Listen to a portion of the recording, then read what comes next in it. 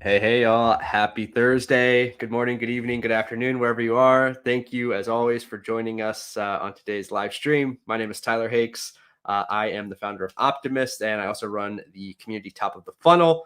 I'm super excited today to talk with Bernard Huang. He's the founder of ClearScope. And if you're not familiar with ClearScope, it is he might correct my paraphrasing here, but it's a content optimization tool, right? So it helps you sort of create content that's optimized for SEO based on what we're seeing in the SERPs, what topics are being covered by other ranking content, etc. And the really cool thing about Bernard and his company and kind of his position in the industry is that he talks to a lot of different companies who are creating content primarily for SEO, and he gets to learn about what's working, what's not working, get feedback on the industry. And so today, what we're going to be diving into is the topic of information gain content. So if you're not familiar with this concept, Bernard will go into more detail on it in just a bit. But as a quick primer, basically, it's the idea of going sort of above and beyond, creating content that really builds upon what's already been created and adds that extra layer of information or depth as a way to outrank your competitors, create better content, create more comprehensive content. So really excited to hear Bernard's perspective on that topic, learn about some strategies that you might be able to use to future-proof your SEO strategy, kind of make a comeback if maybe you've been hit by some of the recent algorithm updates, etc. So we will be diving into that in just a moment. Before we do that, I have a couple of quick requests for you. Number one, if you have not already, please hit the like button on this video. It's going to help other folks find our streams. It's going to help us grow our audience, get more better guests, continuing to come onto our show and share their knowledge with us. And so really appreciate your help and support there. Number two, if you haven't already subscribed to us on YouTube, I'd love to have you do that as well. We host pretty much every month. We have a live stream, a workshop, a Q&A, some kind of live video content that we're hosting right here on YouTube. If you're watching us on YouTube, also on LinkedIn. But YouTube is the main channel. So hit that subscribe button, come back for future upcoming content. We've actually got some really crazy stuff. I can't reveal the details quite yet, but in September, we have some amazing guests. We've got a huge event planned that will be rolling out hopefully in the next week or so. So hit that subscribe button and make sure you stay up to date on the content we've got going on there. The third thing I want to mention is I want to invite you to become a member of Tofu. If you're not already a member of Top of the Funnel, it's our 100% free community for all things content marketing, SEO, inbound writing, etc. We have almost 4,000 members now. And it's a great mixture of freelance folks, in-house marketers, agency owners, and agency side people. And there's just all kinds of great conversations happening inside the community. So people asking questions, getting feedback, sharing work opportunities. It's become a really great community. I'm super proud of the folks that we've managed to get to join us in there and participate in the communities, answer questions, and provide feedback. Again, it's 100% free to join. So I would love to have you join us inside that Slack community. Join tofu.co. Check it out today, and we would love to see you inside. All right, with all that wrapped up, we are going to pivot here and bring on today's guest. Before we do that, drop a comment in the chat here. Just tell us your favorite color. Let us know who's joining us on today's stream. And with all that, excited again to introduce today's guest, Bernard, founder of ClearScope. Bernard, hey, how you doing, my man? Hello. Thank you for having me again, Tyler. Always a pleasure. Indeed, dude, the pleasure's all mine. I'm like I said in the intro, definitely not hyperbole to say that I'm just excited to learn from you, as just like anybody else. So excited to get your Well, perspective. yeah, I think there's a lot to cover, and so I figure let's just dive right in. I'm going to start sharing with you all my screen, Yeah, let's do it, man. and yeah, there's a lot. Keep in mind, I think the the search landscape is super volatile right now, and I think there's a lot of moving parts. So this is just my take on what's going on and wrapping together a lot of disparate theories around the Google Leaks API, the implications of AI volume content, putting myself in the shoes of Google and trying to think about, how I would combat a ever expanding internet where, more and more content is AI generated or at least AI assisted, and, how to evolve search to meet the needs of searchers. So I've already talked at length about this, but SEO algorithm updates lately have been pretty hardcore. We just they just announced August core, today, and we'll see how that shakes out. But you can see lots of volatility in the SERPs. Just a good reminder that Google was built upon two primary factors, right? Links and content. Since then, and with the antitrust case resolving, we now know that user engagement signal is indeed, one of the most important actual signals to thinking about how to rank. So just good to know that Google is still built upon a lexical model, which is just a fancy way to say, text and whatever.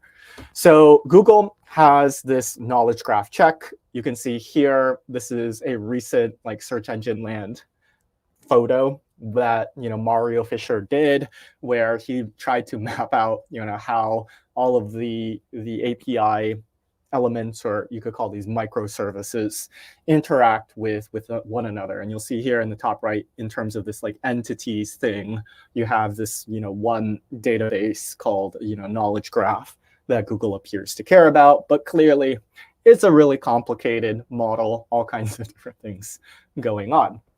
Just a further emphasis that when you do look at the API docs and you search knowledge graph, it's a pretty distinct module that Google is thinking about.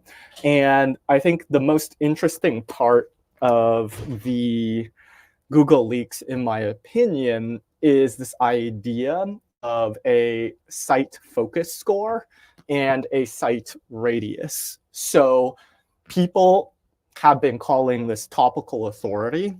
And topical authority is the idea that should you have a website ranking for any given topic, that website is much more likely to be able to rank for related topics. A good example would be if Third Wallet were to publish anything around personal finance or credit cards. We could imagine that the site focus score is going to be very high, and the site radius is then going to include things like credit cards, personal finance, 401k.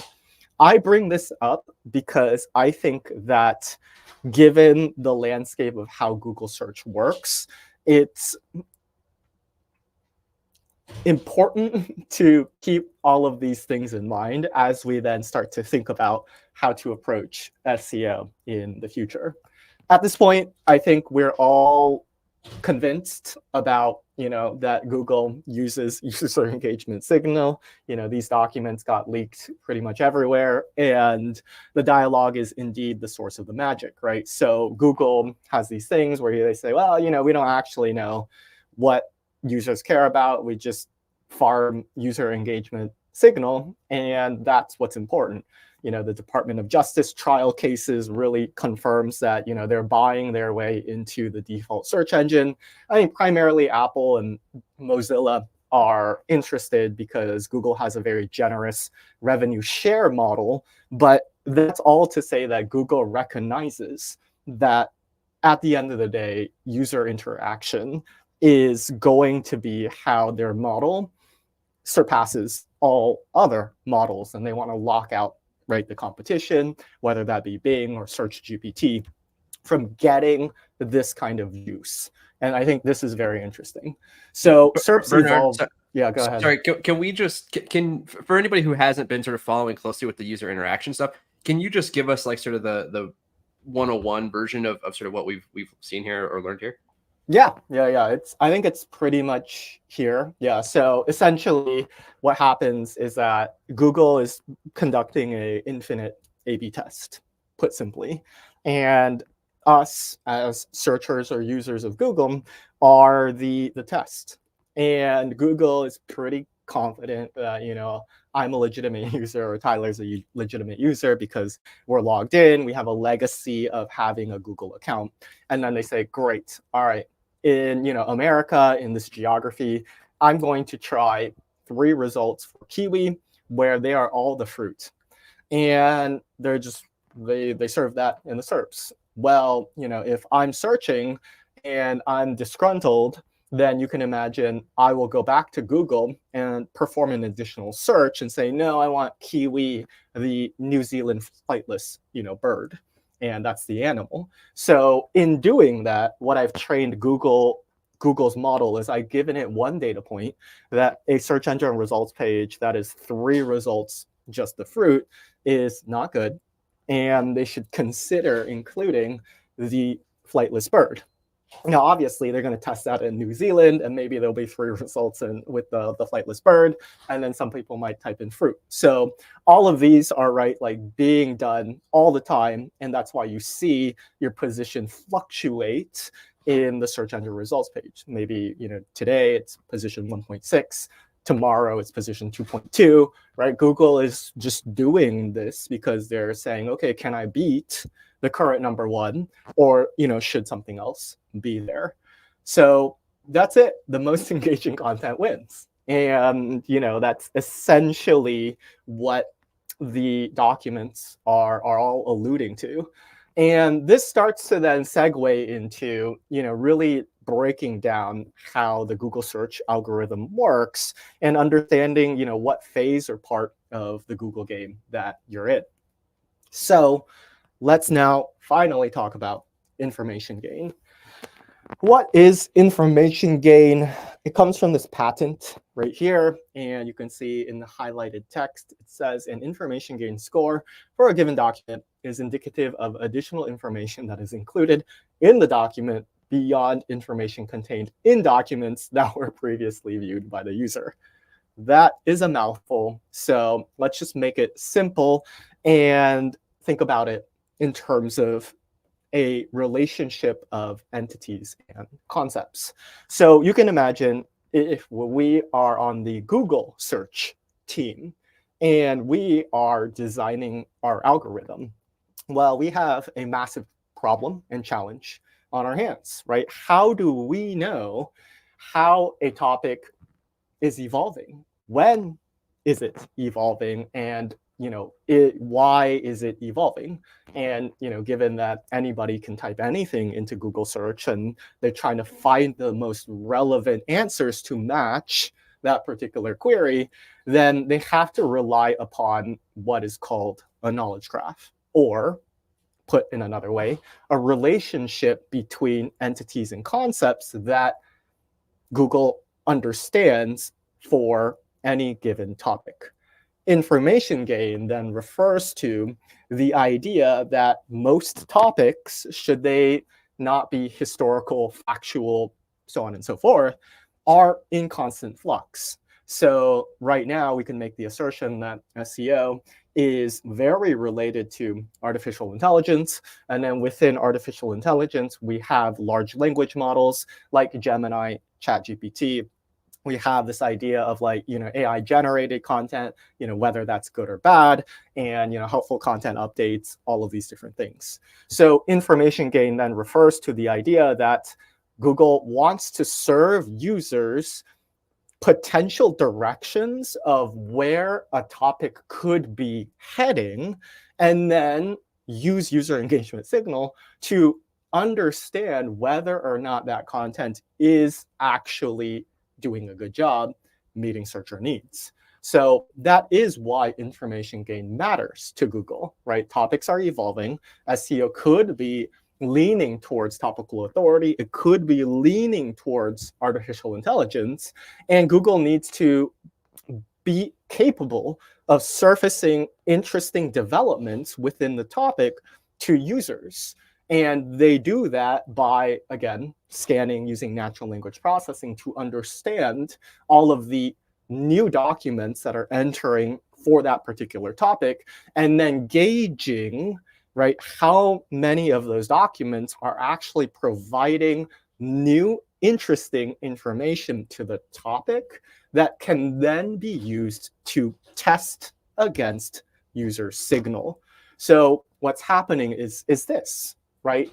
Google says, okay, well, I have rank number 1, and that piece of content's talking about the need for SEO to be more around topical authority.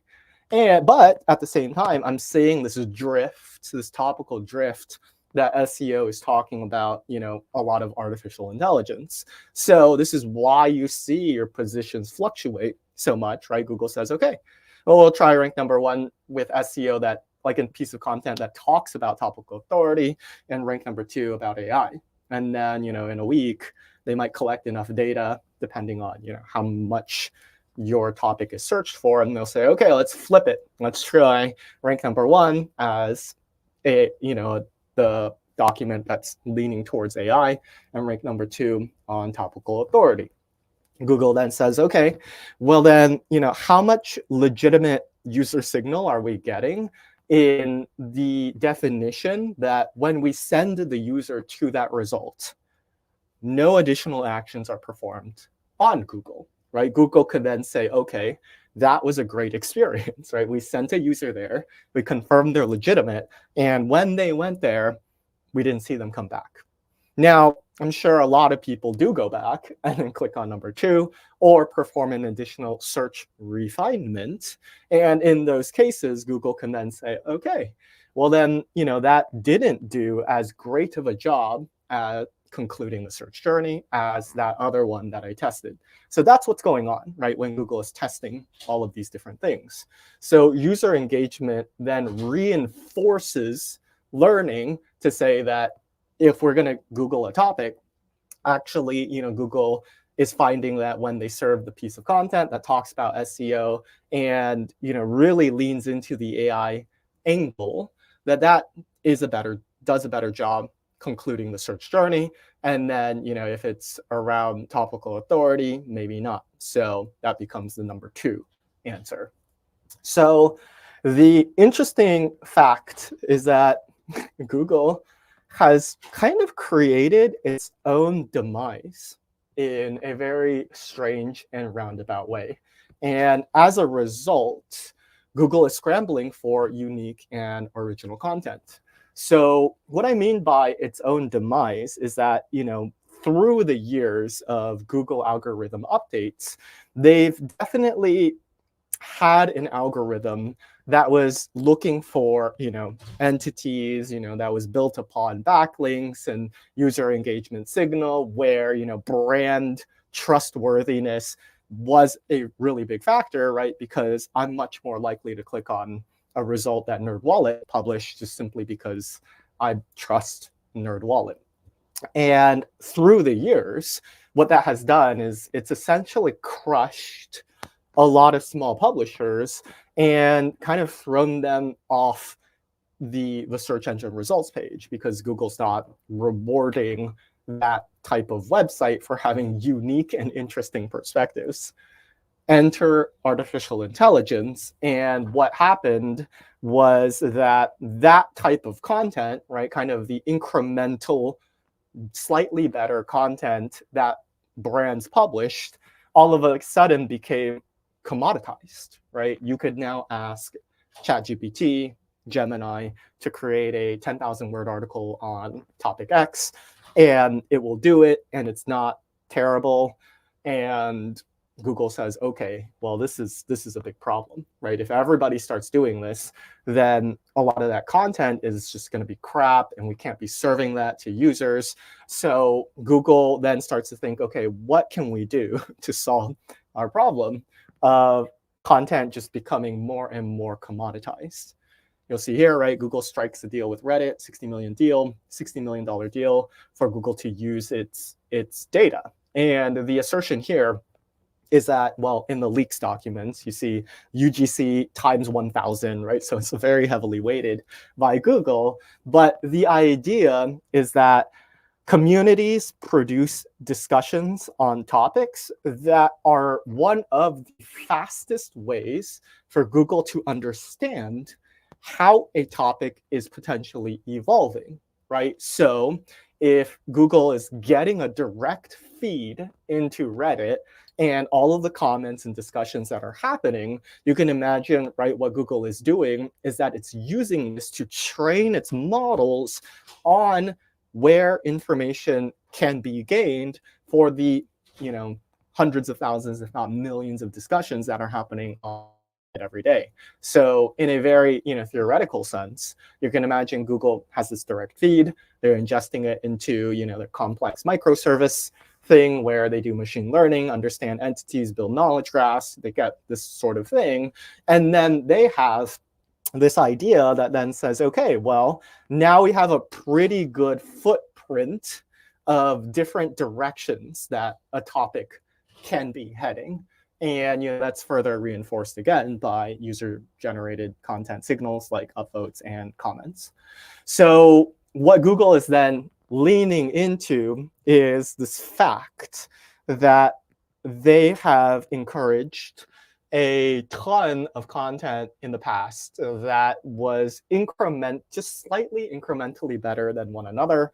And, Backlinko, Skyscraper is probably a really good, analogy to say that that's what Google was rewarding for a very long time. And that's what pushed a lot of us as SEO content creators into longer, better, more comprehensive guides, all of these things. Now, right, Google's now kind of hinting at a variety of different things. I think the hidden gem update was interesting, right? It shows good user engagement, but lives on a domain that lacks authority or topical relevance, right? Google thus saying that, oh man, we actually need content that's like EEAT, essentially, right? Experience, expertise, authority, and trustworthiness. And so it's entering this idea of like, okay, well, hidden is low domain authority, gem is high user engagement signal, right? Perspective filter, another hint that Google was, is scrambling in essence to find legitimate, trustworthy sources that are experience rich. I think this feature has since been deprecated or merged into some like algo update, but all really interesting stuff. And so that brings us to this concept of originality. I put it in quotation marks because originality, I think, is not what you think it means. Google says here, right, they're reducing unoriginal content. And this is, the search update in March of 2024. We believe these updates will reduce unoriginal, low-quality content in search results by 40%. The 40% is really the key kicker here. And, Kevin Indig was the one who really popularized or pointed it out to me. Right, so 40%, that's interesting. If Google knows 40%, then they theoretically know 100%, right? So how do you actually quantify unoriginal, right? That's unoriginal feels so subjective, yet there is this objective quantification that Google is giving. That brings me to this observation of what I call consensus. So SERPs vary in consensus. In this particular theoretical example, we have 3 results and everybody says this is the answer and they all agree. From a knowledge graph perspective, what it looks like is this topic is closely related to this topic and no new information has really been added to the 3 results because the entities all pretty much look the same, or if you stack them on top of each other, they're very closely just talking about all the same stuff. In that case, right, we would make the assertion that Google would say, why does that content need to exist? And they would theoretically produce an AI overview or a featured snippet. All of this is to say that SERP consensus does vary by query, right? If it's what is X, it's a high chance that we can all agree that search engine optimization is X, is this, that, and that, or, A/B testing is also this, and that.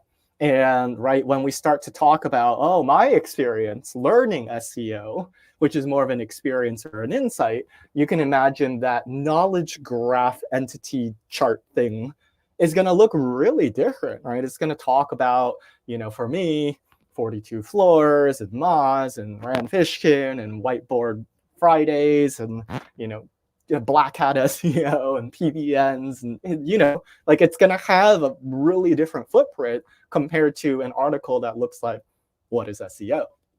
So it looks like this, right? The knowledge graphs of queries basically start to condense and consolidate, if you will, the more specific the query type becomes in a lot of different cases. And what you start to see then, right, is this point where pretty much everybody all agrees that, X is X. And you get this, right? How many legs does the dog have? It's like, yes, 4. We all agree it's 4. And Google says, well, then here's the answer, right? Dogs, legs, 4. All of those always match across everything. I will just give you the quick answer. But it goes one step further and says, okay, I think that this is right, and let me double check it. So, right, they say, okay, when I serve this, out of 100,000 people who search this, like 99.99% of people didn't do anything. They just saw it and said, okay, that's what I needed to know. And then they left. So Google can then say, yes, this is a satisfactory answer that's reinforced or confirmed through user engagement. That brings us to this existential threat that Google is dealing with, which is artificial intelligence, but more specifically, large language models. Large language models at its core are probability models, right? What is the probability that this word should follow this word, given the rest of the words? Then, taken one step further, what is the probability that this sentence should follow that sentence, given all of these different paragraphs, and then so on and so forth. This is actually a screenshot of how GPT-2 specifically works. And you can see here that when I hover over states, it says, okay, states has about an 80% likelihood of following United, just given, this sentence that, I have. However, right, other candidates that I've picked up on are nations, which that makes sense. United Nations, United Arab, United Kingdom, and United Airlines are all possibilities, but yeah, states seems like the right one, given that, George Washington is there. So that's it. If you've played around with artificial intelligence, you'll notice that there's this thing called temperature. And temperature basically controls how much a deviation the language model is allowed to fluctuate from the consensus that it's likely to produce.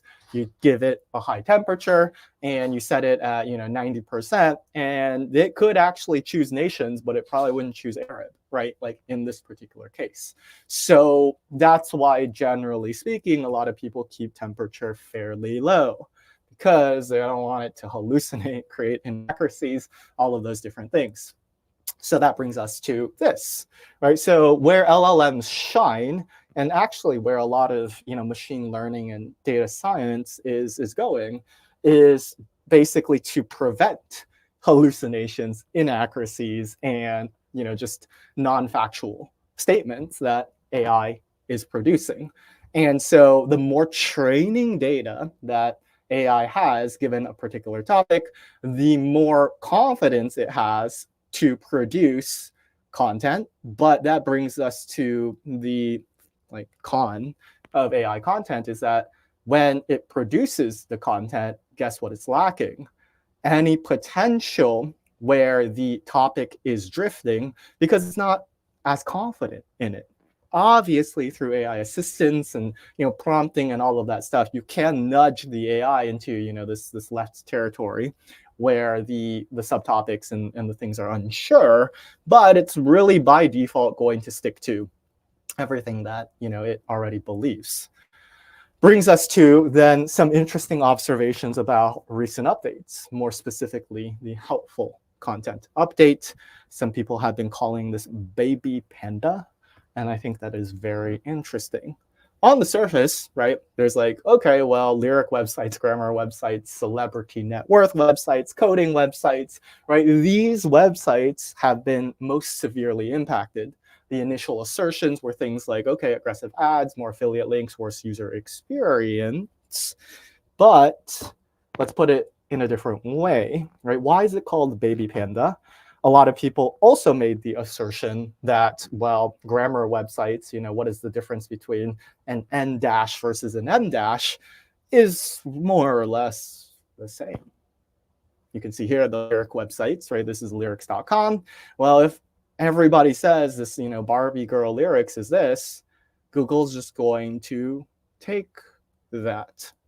So if we go back to the patent on information gain, you'll see here, was this document redundant?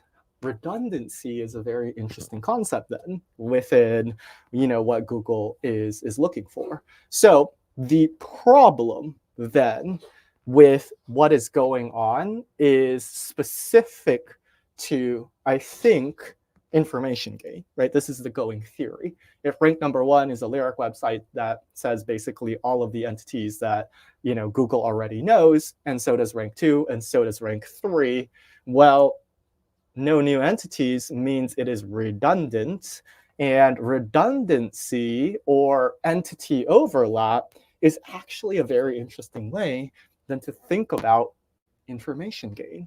Right, so Lyrics Roll, this is a lyrics website. They don't really offer anything, new or interesting. You can see here they like surged up, and then helpful content update came, and now they're just knocked to their knees.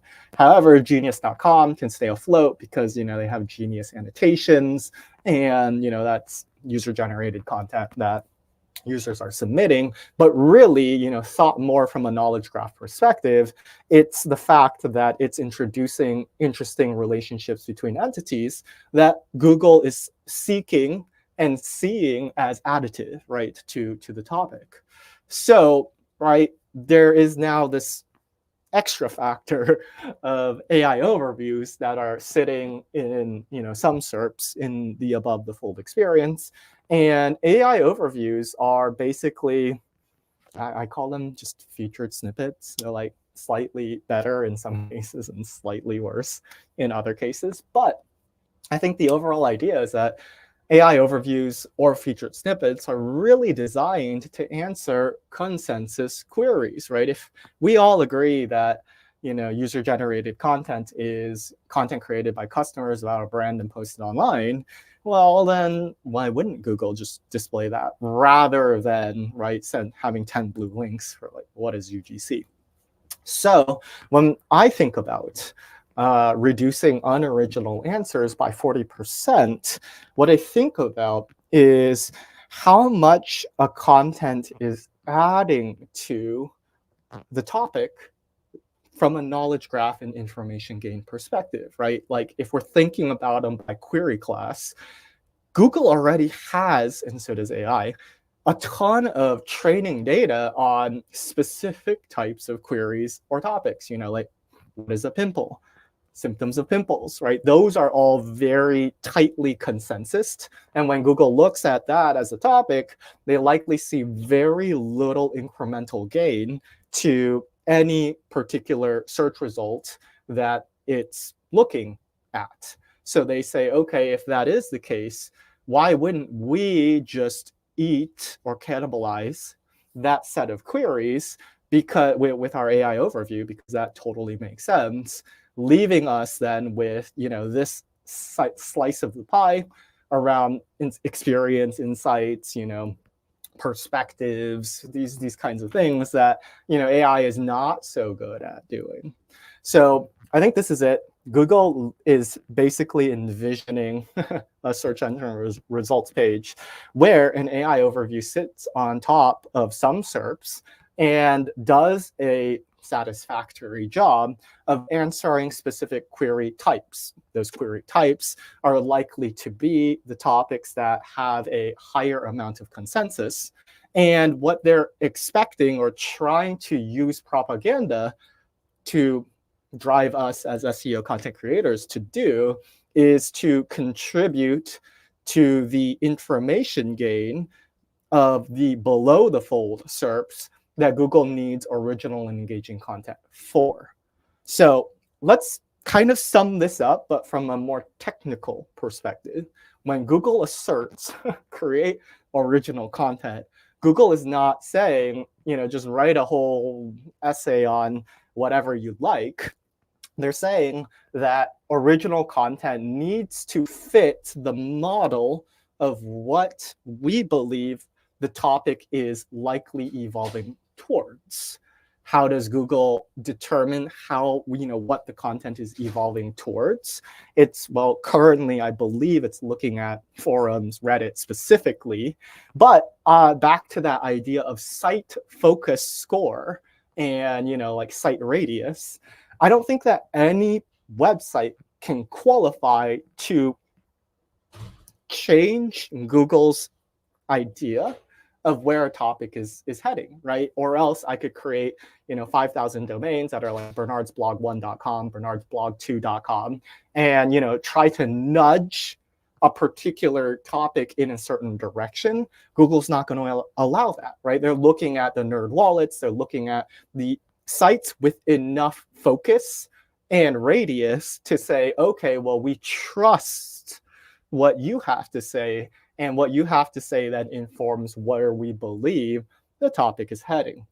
So original content is funny because what you're doing in this particular case is that you're basically trying to create content around pushing the common knowledge of all Google users, which we might make the assertion like, everybody except China maybe because they use Baidu, but everybody who uses Google. We're trying to push the collective knowledge of that set of people by understanding where they're at, and that's about the 70 or 80% of what everyone believes to be true. And we're trying to then meet them there and say, okay, well, this is what's next. So that is happening because it's important that Google doesn't go too far out of bounds and say, oh, okay, well, SEO is now about crypto or blockchains or whatever, even though maybe in the future it might be, right? Because Google needs authenticity and trust. So creating original content is then a very strange word in that you need to optimize your content for related entities of where the topic is drifting according to where Google wants or sees the topic to be drifting, not where you see. Obviously, it'd be great if you're a subject matter expert because you can then, predict 6 months, 12 months, 18 months down the road that, the topic might go in this direction. And obviously that will be good because you're setting up future content that matches information gain scores that are likely to happen because you have such deep expertise. So that's interesting. This is the thing that I was talking about. You can't just create original and unique content and just stuff in a bunch of whatever because it won't work, right? Google is going to look at that and say, well, this piece of content is too crazy or too unique or too disparate. So we're not going to trust it unless, well, you're a nerd wallet, unless you have enough site focus score and site radius to give Google evidence that, well, you can qualify to push the topic in that particular direction. But generally speaking, right, I don't think that the majority of websites are large enough or have enough, radius or focus to like make that happen. And so Google is going to disqualify you if you start talking about SEO and then, start talking about all kinds of crazy stuff that it doesn't deem to be relevant. And that's what I'm saying here with the embeddings, the focus score, the site radius, that kind of stuff. So what that brings us to is this idea that I think Google is becoming, well, I think Google was already a lot of different algorithms all like amalgamated into one, right? You have local searches, you have mobile searches, you have desktop searches, you have all of these different things. But now you have an additional like model that you're trying to compete with, and that's the AI overview. I think AI threat levels by query type makes sense because what content is already very high consensus, and it's hard to add anything to a what unless, that what is so new that, Google's still trying to figure out what that is. So the what's, the how's, the why's, the best, these are at risk, the most risk, because that's what we as content creators have designed for. I think that SEO content also has this packaging problem where you go, oh, I want to read about top bone broth benefits. You click into it and you get this like, what is bone broth? You're like, oh, this sucks. So what AI appears to struggle with is perspectives, experience, these kinds of things that, AI currently doesn't seem to have, as much capability in producing. That makes sense. But instead of going after the top benefits, what was your experience drinking a cup of bone broth every day? How did it affect your blood sugars, your whatever? Who can we trust? Are we sure, right? So you future-proof your content by targeting perspectives that SEO, that AI struggles with. I've been really vocal about this, but this is then taking the skyscraper model like this and flipping it on its head. And instead of going really tall, really deep on one piece of content, I've been calling it ranch style SEO or ranch SEO, because we actually want a broad footprint that are more shallow across a variety of different perspectives that the user is likely to care about, right? Keyword content is essentially, very high consensus at this point, and perspective-led is, well, all over the place, because that's what perspectives are. So right back to this, it's to say that perspective-led content is engaging. And what I think we're seeing here is, one of the most distinct splits in SEO, where you can actually optimize for the AI overview. And that's completely different as a model than optimizing for the SERP. I think that the AI overview, and there's work done by Michael King, Garrett Sussman of outrank that alludes to this idea that like, oh, position 72 is actually the citation for the AI overview. And I think the reasoning behind that is because the AI overview is actually really looking at and prioritizing rich consensus content, like entity-rich consensus content, right? It's literally trying to package together. I can actually just exit out of this real quick. What is UGC? Like this, we get this AI overview like that. And then what I believe to be happening is that, right, Google is basically saying they're taking this from, this set of citations here. But more interestingly, right, if we take this and we actually stick this through Google Cloud's like natural language processor like this, you can see here, this is very entity rich. User-generated content is content, social media users, images, videos, reviews, testimonials, podcasts, blog posts, customers, followers, ambassadors, employees, Hootsuite blog. Oh, that probably comes from the citation. But you can see here, in terms of the amount of entities that are being pulled into this AI overview, it's staggering, right? There's so much in here, whereas you can imagine like a normal piece of content isn't going to be that entity rich. It's going to have a lot more filler. It's going to be a lot like slower in terms of its uptake. And this is sort of that, right? It's definitely way less dense from an entity standpoint. So what we're seeing then is the AI overview, I think, is a completely different algorithm that you might want to try optimizing for. We'll come back to that in a second. But then the SERP is actually a completely other different model that we're getting into. So if the SERP is prioritizing user engagement signal, then all of a sudden the game becomes around how to craft engaging content that people are going to click into, dwell, stay for a long time, so on and so forth. This is just an example, right? If you wanted to target the how keyword, all of a sudden, you don't just say like how to train for a marathon. You can approach it in all kinds of different ways. And we're starting to see this work. 7 things I wish I knew before starting the keto diet, for how to start a keto diet, how to code. Can anyone learn to code? How to start the keto diet. Yes, it's Harvard Health, but should you try the keto diet? How to train for the marathon training plans for every runner, how to train for marathon, how to rush training in a short period, how to control blood sugar without medication, how to do SEO. Most important advice to give a beginner on SEO, right? This isn't matching what our normally expected blueprint is anymore, right? Because I think Google is saying, okay, the SERPs really need to be more hidden gem or high user engagement signal, and we need to look a little bit, broader and qualify more types of content because people are not satisfied. But we've gotten really good at serving that consensus content, which, well, we're just going to eat ourselves for in the AI overview. So topics evolve over time. Content basically needs to be refreshed, or basically you need to set up a very broad SEO content strategy, right, that encapsulates all of these different search journey topics that the user is likely to care about, or else, you're going to just fall out of relevancy pretty quickly. So the key takeaways: understand the Google game. I think a lot of people misunderstand it, but basically, if you're not indexed, well, you got to do technical SEO.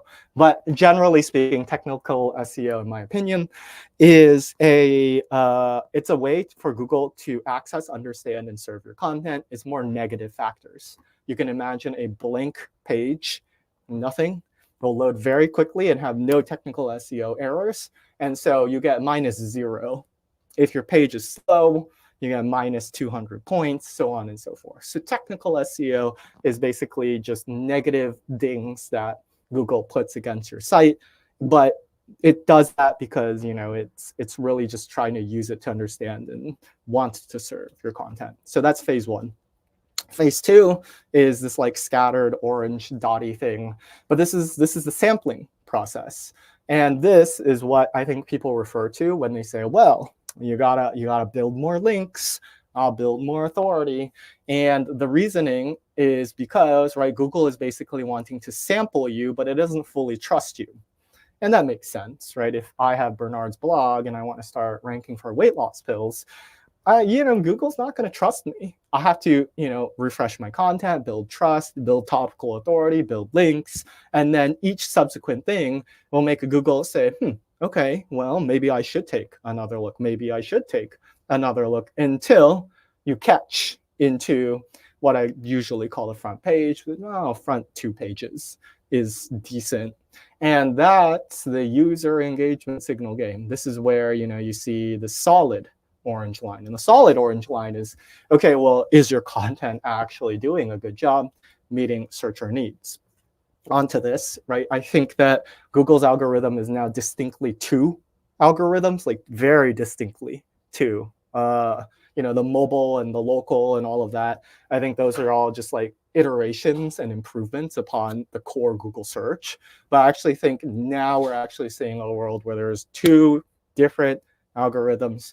One that's solely focused on the AI overview, that's looking for very entity-rich consensus groupings, in a very short amount of text. And then the other one is looking at, how well your content is engaging users. Content must contribute information gain. This one is still, I'm trying to get more objective with this because I realize it's just a really finicky sort of thing. It's like, yes, of course, it must contribute information gain. That's good for Google. It's good for users. But how does that actually happen? I mean, my belief is really that right now it's, understanding topical drift and then, following where that drift is occurring to Google's satisfaction. You can't be too far. You can't be too close. You got to have that Goldilocks amount of information gain. Perspectives are more engaging, right? So if the SERP that lives below the AI overview is indeed, really trained on engagement, then you can imagine you need to really rethink your content strategy, move away from keywords, which are going to be cannibalized by Google, and into perspectives.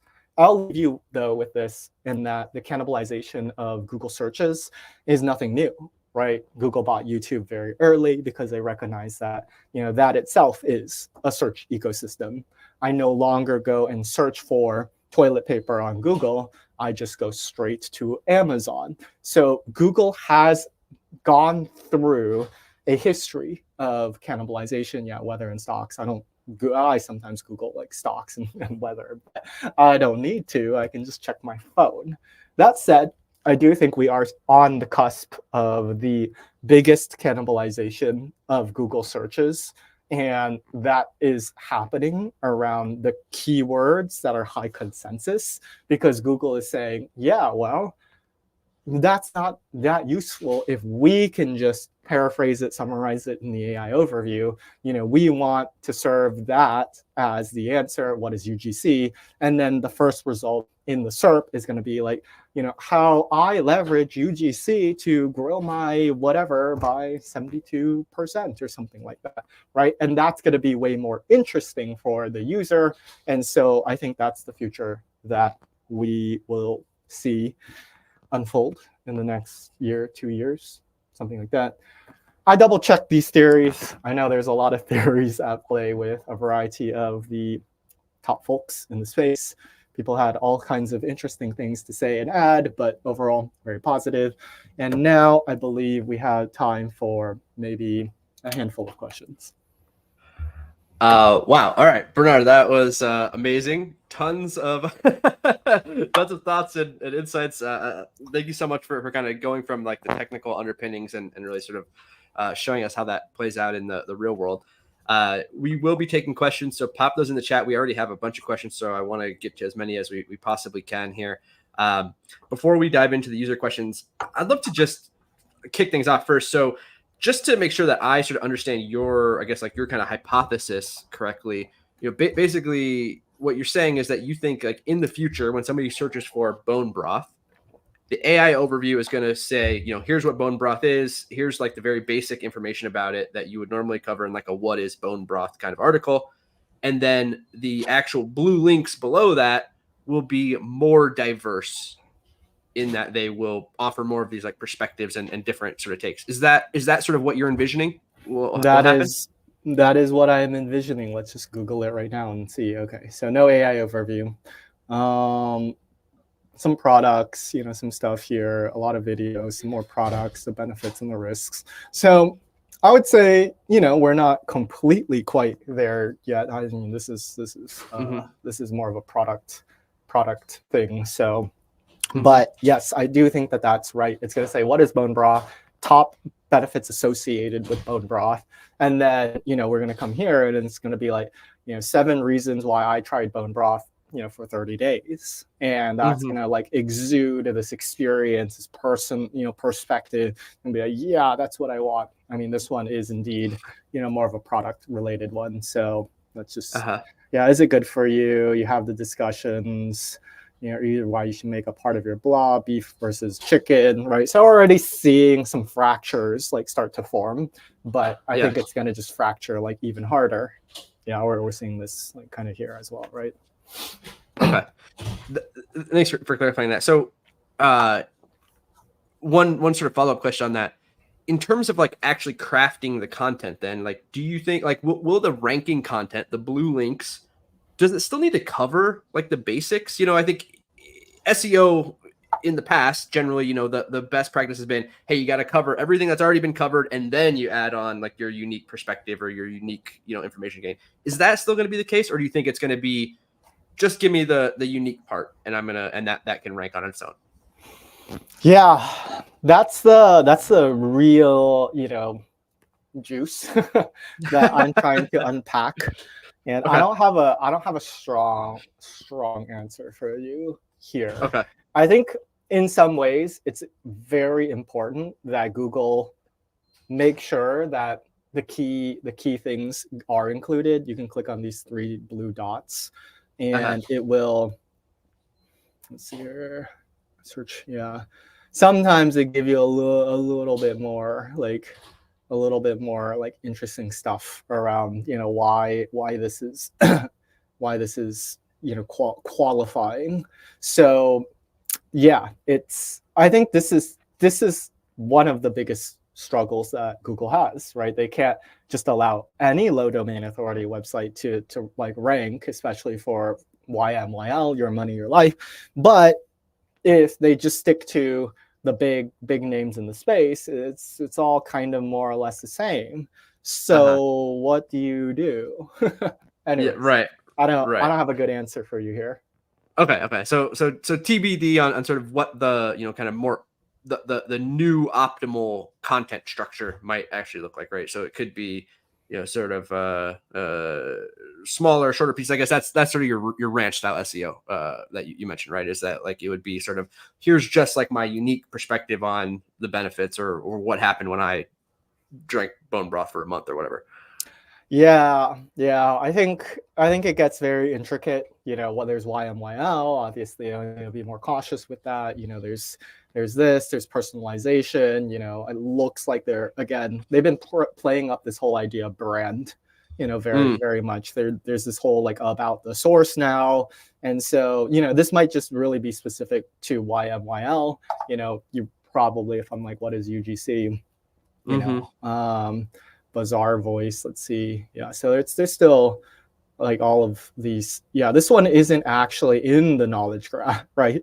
This one's mm, actually, just Google's like, okay, I understand that this exists, but it's not a like a concrete entity in how I understand it. But that's mm-hmm, okay because we're talking about user generated content, not something health related. So right, I mm. think it's very nuanced here. Interesting. Okay.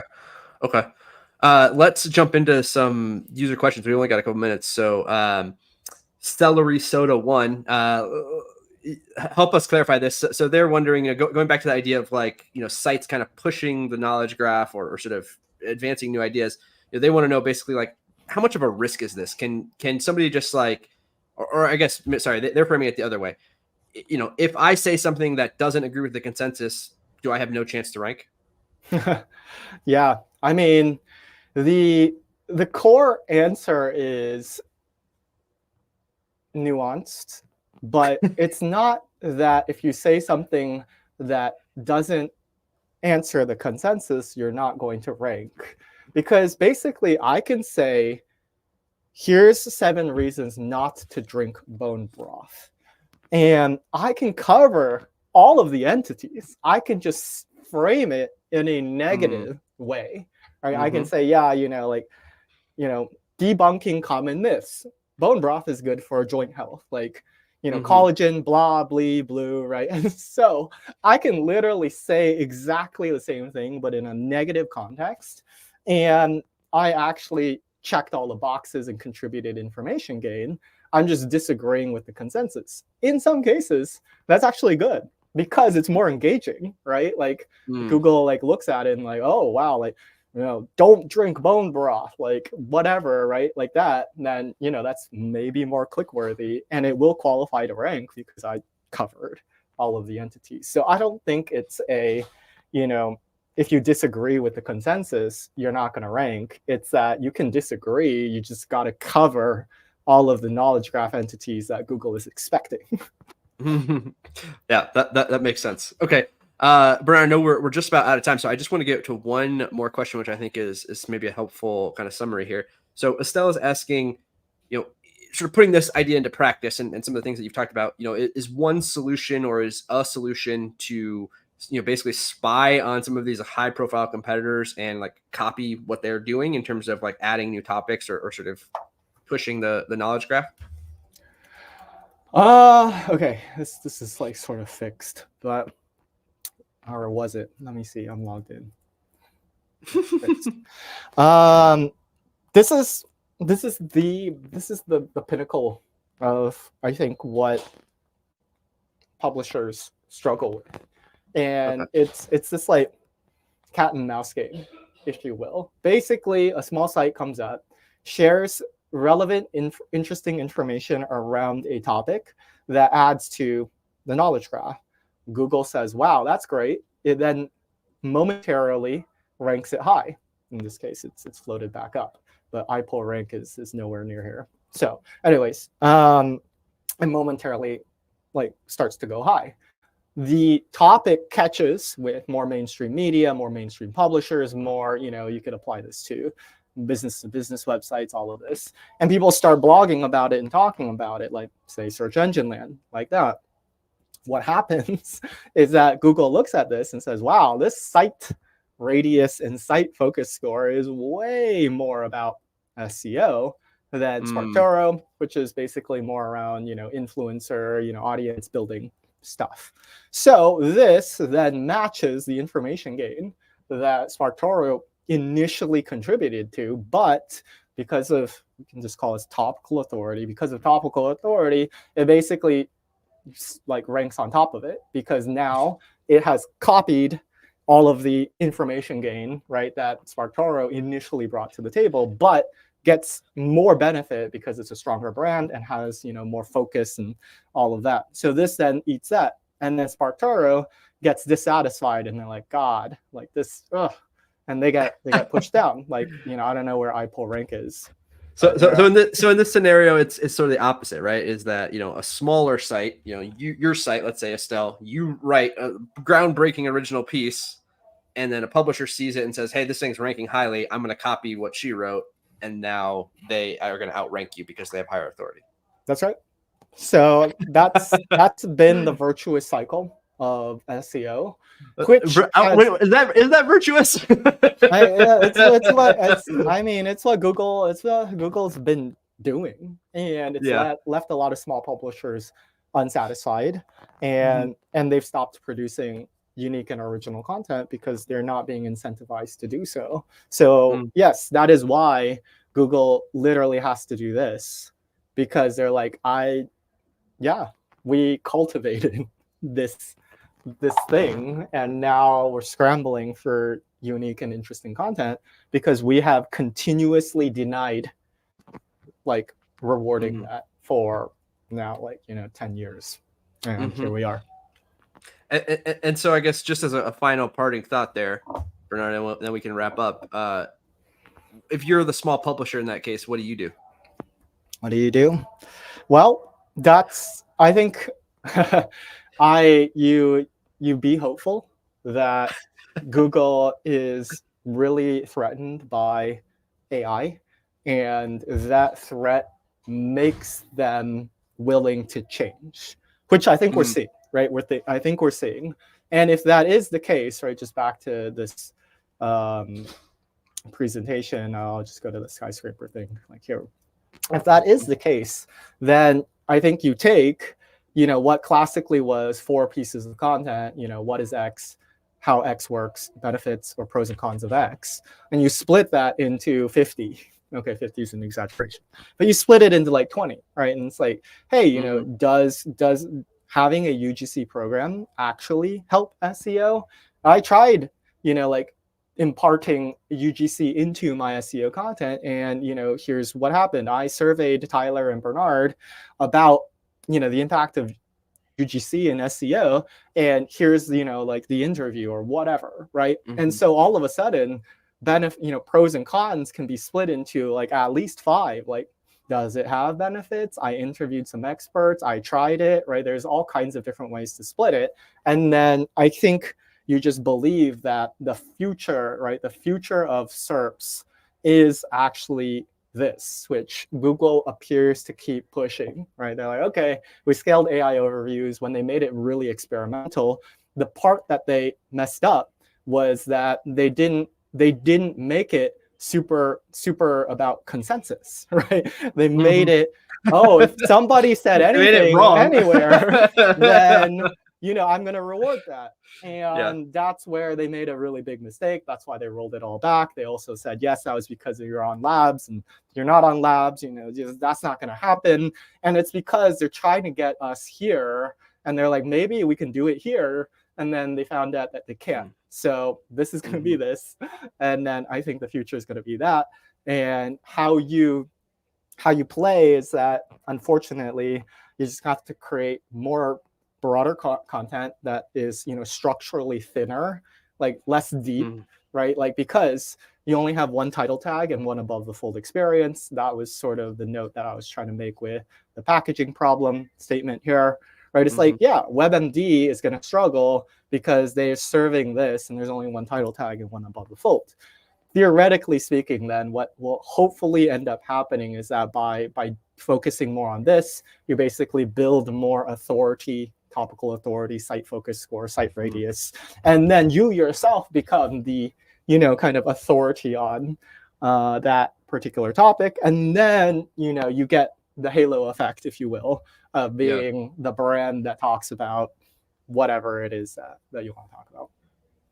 Yeah, and I think we should see that effect, in sort of more SERP diversity, right? I think that's the challenge. I think Google has sort of gone too far, in my opinion, in that direction where too many queries get kind of rolled up into like a broad query, and that's why you get the no matter what you search for related to bone broth, you get the what is bone broth, the bone broth guide. They're all the same, like high level stuff, rather than these like very specific, more nuanced and detailed pieces. So I think that should be overall, I think would be an improvement. I think so. My opinion. Yeah. And I think, that is actually why Google propaganda is EEAT, yet you find no traces of it in the leaks. Because that stuff is basically saying those elements help with user engagement signal. Yeah. And, Google can't come out and just say, well, now they've been forced to come out and say, yes, we do rely heavily on user engagement signal. But before the DOJ case, they didn't want to say it because that could lead to, all kinds of bad things, like Google being deemed a monopoly or whatever. But yeah, so now the cat's out of the bag. Cat's out of the bag. Yeah, lost that one. Okay, all right. And so Google is saying, yeah, basically EEAT is important, not because it's good for Google, it's good for users. And ultimately, we don't know. Like, ultimately, Google users click on things, and sometimes they have good experiences, and sometimes they have bad. A correlation is content with expertise, experience, authority, and trustworthiness seems to be good. So we will continue to propaganda that. And we hope that content creators catch on, but there's literally nothing we can do because it's literally out of our hands. I wish I had the slide that was like, yeah, we don't know, we just fake it, and that's it, right? I love that. Well, Bernard, thank you so much again for taking the time to join us today. I know we kept you a little over, so thanks for sticking with us. Thanks for answering all of the questions. Folks, if you have not already, hit up Bernard on LinkedIn. Check out his company, ClearScope.com. Join us in Tofu, join tofu.co, and hit the like, hit the subscribe. Bernard, again, thank you so much, man. I hope you have a great rest of your day, and talk to you soon. Of course. All right. See y'all. Thanks, y'all. Cheers.